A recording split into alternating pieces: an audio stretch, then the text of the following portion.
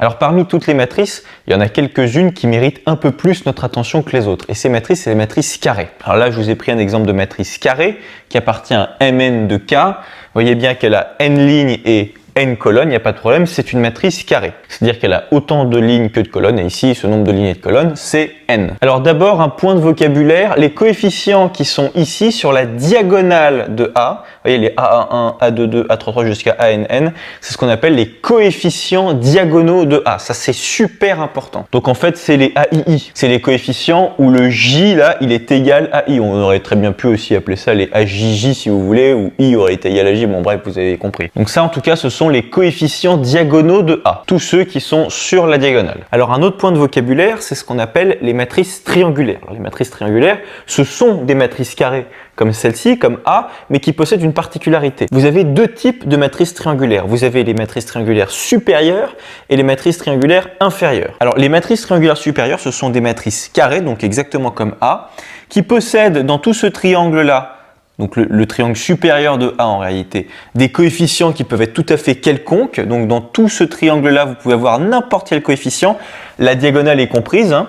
Mais en dessous de la diagonale, là, tout ce triangle-là, ça va que être des zéros. Vous allez avoir que des coefficients ici qui vont être égaux à 0. Donc ça, voilà, c'est un exemple dans M3 de R d'une matrice triangulaire supérieure. Vous voyez que dans ce triangle, entre guillemets, de coefficients, j'ai absolument ce que je veux, mais en dessous, en revanche, strictement, j'ai que des zéros. Donc c'est une matrice triangulaire supérieure. En ce qui concerne les matrices triangulaires inférieures, c'est l'inverse, c'est-à-dire que, en gros, là, vous allez avoir tous les coefficients que vous voulez et ça va être en revanche dans le triangle d'au-dessus que vous allez avoir que des zéros. Par exemple, ici, vous êtes en présence d'une matrice triangulaire inférieure. Dans le triangle inférieur de votre matrice, vous avez des coefficients quelconques et au-dessus, en revanche, vous avez que des zéros. Donc ça, c'est une matrice triangulaire inférieure. Et alors, juste pour donner une définition précise avec les symboles de ce que c'est qu'une matrice triangulaire inférieure, comment est-ce qu'on note ça?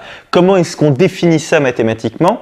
Eh bien, ce sont toutes les matrices, vous êtes d'accord, qui vérifient que là, vous avez des zéros. Ça veut dire quoi avoir des zéros ici? C'est-à-dire que pour tout IJ qui appartient à un n carré, on se souvient, le I, c'est l'indice des lignes, les J, c'est les indices des colonnes. Ok, bah pour tout IJ qui appartient à un n carré, c'est-à-dire que I appartient à un n et que J aussi appartient à un n, et bah dès que l'indice de la ligne est strictement inférieur à l'indice de la colonne, et bah le coefficient associé va forcément être égal à 0. C'est exactement ce qui se passe ici. Là, on est dans une matrice triangulaire inférieure. Vous voyez bien qu'ici, le numéro de la ligne, qui est la première ligne, il est bien strictement inférieur au numéro de la colonne qui est égal à 2. Et donc, le coefficient va bien être égal à 0. C'est logique, hein, vous voulez que tous les coefficients de votre matrice qui se trouvent ici, là, dans ce triangle-là, ils soient égal à 0. Et ben, comment est-ce qu'on définit ça mathématiquement? Et ben, vous regardez les indices, en réalité, de vos coefficients et vous remarquez que dans ce triangle-là, le coefficient de la ligne, qui est ici, qui est en première position, et ben, il sera tout le temps strictement inférieur à l'indice de votre colonne. C'est logique, vous êtes là-dedans. Pour la matrice triangulaire supérieure, c'est l'inverse. C'est-à-dire que pour tout IJ qui appartient à un n carré, dès que vous avez I qui est strictement supérieur à J, vous allez avoir AIJ qui est égal à 0. C'est exactement ce qui se passe avec cette matrice supérieure qui est ici. Vous voyez bien ici que on est dans la première colonne et deuxième et troisième ligne.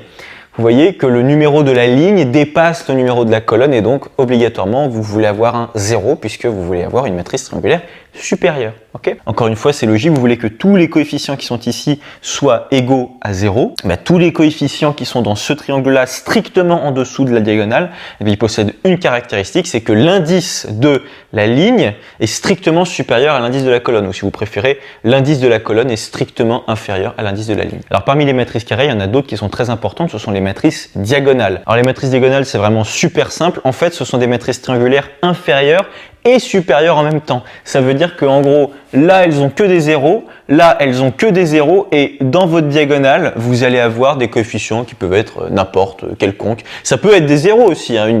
La matrice nulle est une matrice diagonale avec que des zéros sur la diagonale. Mais en gros, voilà, une matrice diagonale, c'est des zéros partout, sauf potentiellement sur la diagonale, vous pouvez avoir n'importe quel coefficient. Donc comment est-ce qu'on définit mathématiquement les matrices diagonales? C'est assez simple en réalité. Pour tout IJ qui appartient à un n carré, encore une fois, I c'est l'indice des lignes, J c'est l'indice des colonnes. Si vous avez l'indice des lignes qui est différent de l'indice des colonnes, AIJ va être égal à 0. Vous voulez des zéros partout? Peut-être que sur la diagonale, vous allez avoir des zéros, on s'en fiche. Nous, tout ce qu'on veut, c'est qu'il y ait des zéros ici et des zéros là. Et bien, quelle est la caractéristique au niveau des indices de tous ces coefficients qui sont dans ce triangle supérieur et dans ce triangle inférieur?